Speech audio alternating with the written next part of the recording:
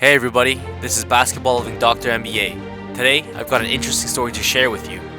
From a long time ago, humans have been instinctively attracted to pretty and handsome men and women and felt envy towards the rich. And in whichever category, there was respect towards the person in the highest position. Appearance, wealth, and honor are factors that everyone pursues and the measure of happiness that no one can easily get. So if you could have one of them, you wouldn't really have any other wishes. So on that note, today I will introduce you to a player that has not one or two of these traits, but all three of them. Chandler Parsons is who I'll be talking about. He has a fixed spot in the highest tier of basketball in the world, the NBA. And he wasn't just skilled, he would use his charming good looks to trick women and men to fall for him. And later in the future, he was making $2,222,000 an hour. And even though he wasn't as famous as many superstars out there, aside from that, he didn't lack anything else. There was even a saying that people should live their lives like Parsons, and he had gotten much jealousy and envy from all the fans. What kind of background could he possibly have to become such a perfect man? And what was the end result for him? We will get into this in detail in this video.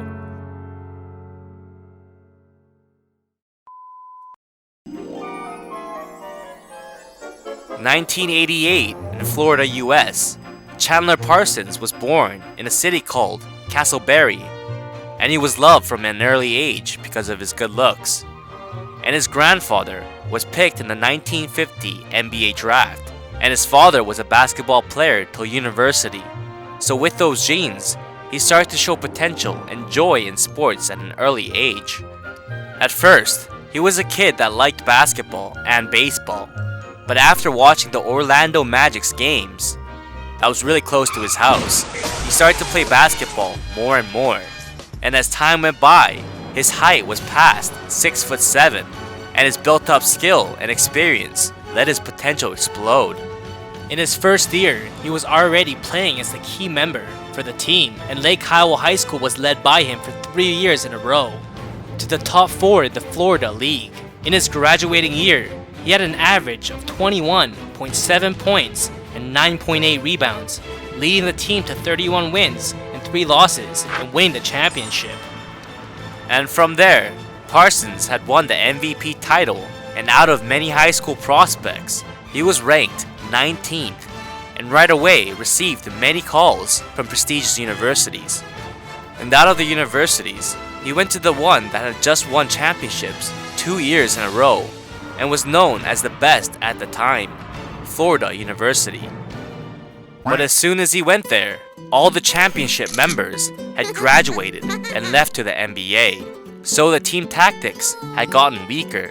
As a result, they weren't able to make the NCAA tournament for 2 years, and Parsons was just a mediocre player that could not even get an average of 10 points.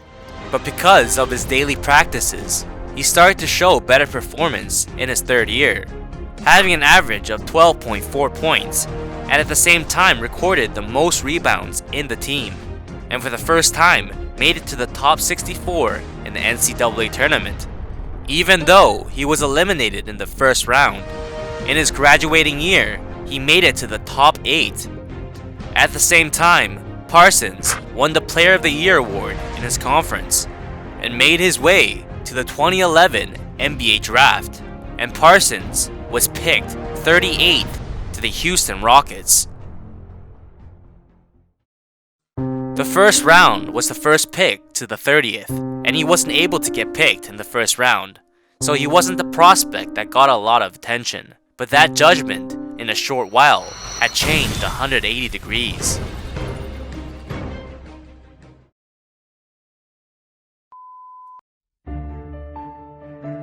He did have the honor to play in the best league in the world, but because he wasn't picked in the first round, he was paid less than $1 million a year, without many expectations, and started his career like so.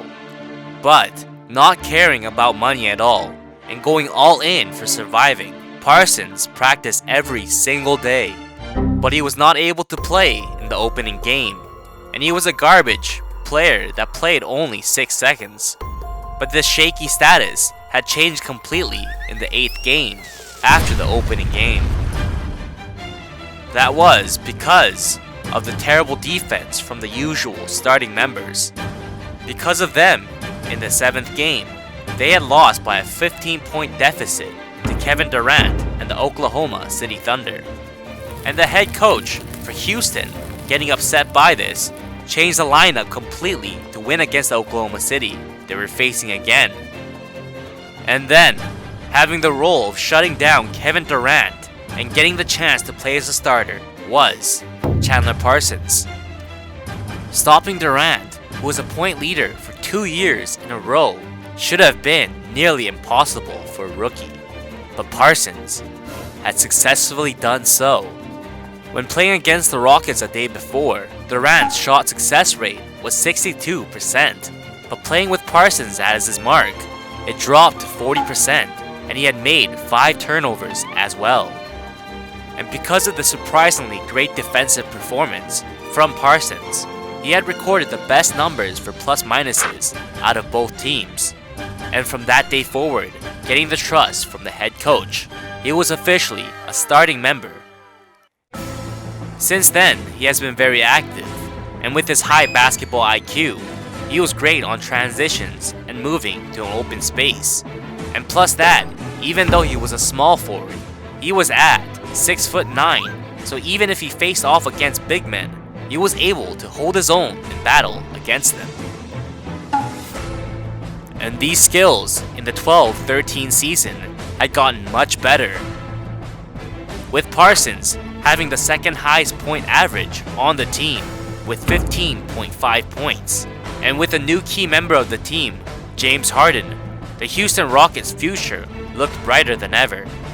He was always confident, no matter how strong the opposing team was. And this naturally had a positive influence on his shots. So especially in tight situations, with the game on the line, he would be the answer to many problems. And his shots gave a lot of goosebumps to many fans out there. Compared to when he was a rookie, his 3-point attempts and success rate was pretty high, so defenders had no choice but to be more wary of him. So there were a lot of cases where defenders fell for his fakes. Having skill and a high BQ, Parsons, even though he was not the fastest player, had the ability to run and find open space, and he was able to use various offensive tactics. So for the Houston Rockets, they were actually really lucky to have him on their team, and his free throw success rate had improved by 20%. So his future for improvement seemed endless, and his socializing skills and chemistry with the team was also good. He was the #1 contributor to the positive atmosphere in the team. And even though he was only a second year playing, he appealed a powerful determination on winning the championship. So he went around looking for superstars that could help him achieve it.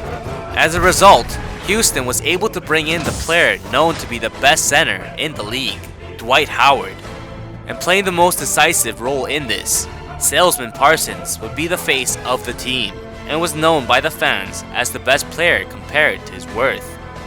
His performance looked brighter because of his good looks, and in his 3rd year, it kept on rolling, starting from his various offensive skills, to his gameplay sense, to his steals and aggressive defense, to his decent plays, all the way to being a role player for the key player so they could shine. And to pray for a child who was suffering from cancer. He had shaved his own head before, and all the basketball fans applauded him for his warm gesture. On another note, Parsons entered the court serious, and a month later, in the 3rd and 4th quarters of a game, he made 10 consecutive 3-point shots, making an outstanding record. But aside from that, with the championship as his goal, in the playoffs, they fell apart because of a buzzer-beater shot that eliminated them in the first round, so they had no choice but to wait for another chance. So from that, entering the open market, Houston had ditched Parsons.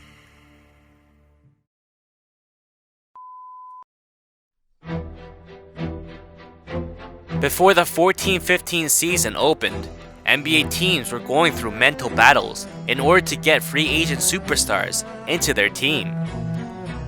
And at that time, the salary cap for teams had increased a lot, so the amount of money used on players had increased rapidly. Parsons was also a free agent, but he had left after playing only 3 years out of the 4 he signed as a rookie, so he was a restricted free agent and was in a special position.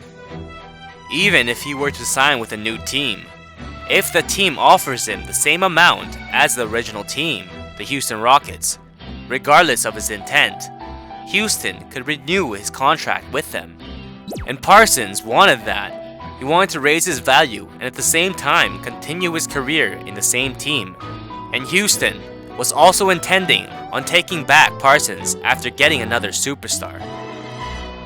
But the results didn't go accordingly. Parsons had received an offer for $46 million for 3 years by the Dallas Mavericks, and he was waiting for Houston to match that offer. But Houston, on another note, failing to acquire another superstar, had a change of plans, and Parsons was more expensive than they had thought.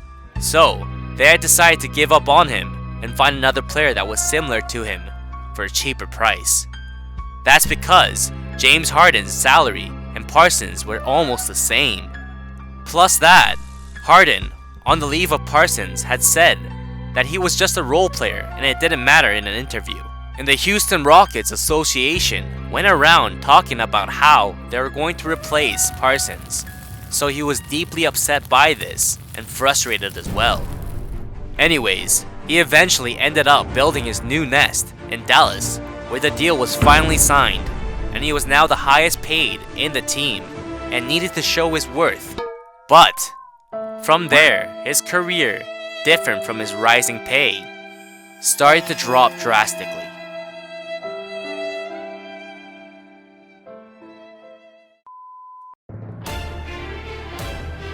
His worth was 16 times more than it was in Houston, but his performance and skill was still in the same spot. Overall, he was the same and was still a role player that did help the team, but that was not enough to fill the expectations of the fans. And to make things worse, he had gotten a thigh injury in the last bit of the season, so he couldn't play in games time to time. And against Houston in the playoffs, because he had a cartilage knee injury, he could only play in the first game and had to take surgery. And in the next 15-16 season, the semilunar plate in his knee had took a damage, so he had to have surgery again and could not play in the playoffs once again. And every time he seemed to pick his game up, he had gotten injured again, so the Dallas fans were not too pleased with him. And Parsons, wanting to get a maximum contract, had left Dallas as a free agent once again. But he had a lot of injury and surgery histories, and was no longer a prospect, and was only having an average of 13.7 points. So wanting to get a maximum contract out of that was a ridiculous task. But it came to life. The salary cap the NBA had made had increased even more this time, so the NBA players' worth were going up once again. And Parsons, in this ascending atmosphere, was able to get a maximum contract with the Memphis Grizzlies. And the details were, for 4 years he would get $94 million. Memphis was probably thinking highly of Parsons' 49% field goals and 41% success rate on 3 points. But this was the biggest mistake for the team in history. Parsons had gotten injured again soon after he had recovered, and this had happened repeatedly, so his skill had dropped a lot, and his field goal and 3-point success rates was at 33% and 26%, and was hitting rock bottom. And his average points were at 6.2 points, cutting his previous average in half. And to make things worse, after his surgery on his right knee a year before, he had gotten surgery on his left knee as well. It was an unfortunate case for sure, but the way the fans saw Parsons was closer to fury than pity. Because every time he got injured and was resting, he posted photos on Instagram, goofing off. In the next 17-18 season, the Memphis fans, every time he failed a free throw shot, would boo at him. and Parsons, getting angry by this, had said that he would treat the home fans like their away fans. And this battle had carried on to the social media as well. One fan had left a comment on his Insta saying that he should quit basketball and just become a model. And Parsons replied by saying, "I could do both, but you can't do neither," leaving a very harsh remark. And like he didn't care for the team anymore, after losing 19 games in a row and not noticing the atmosphere inside the team, he went around showing off his new car. On another note, seeing his awful behaviors and his repeated injuries, the Memphis GM eventually exploded and took out Parsons from the roster completely and ended up trading him to the Atlanta Hawks. He only played 31 hours for 3 years in Memphis, but earned $69 million.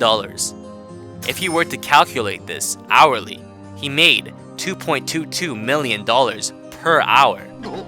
And he just moved teams, and his contract still had a year left.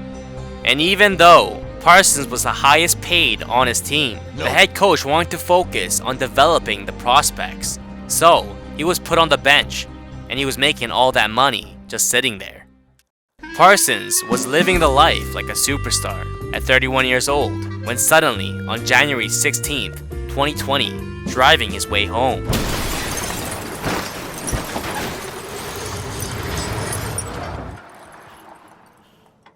he was hit by a drunk driver and got in an accident with someone else. And so, he had gotten a concussion and a lumbar disc and tore his shoulder joints.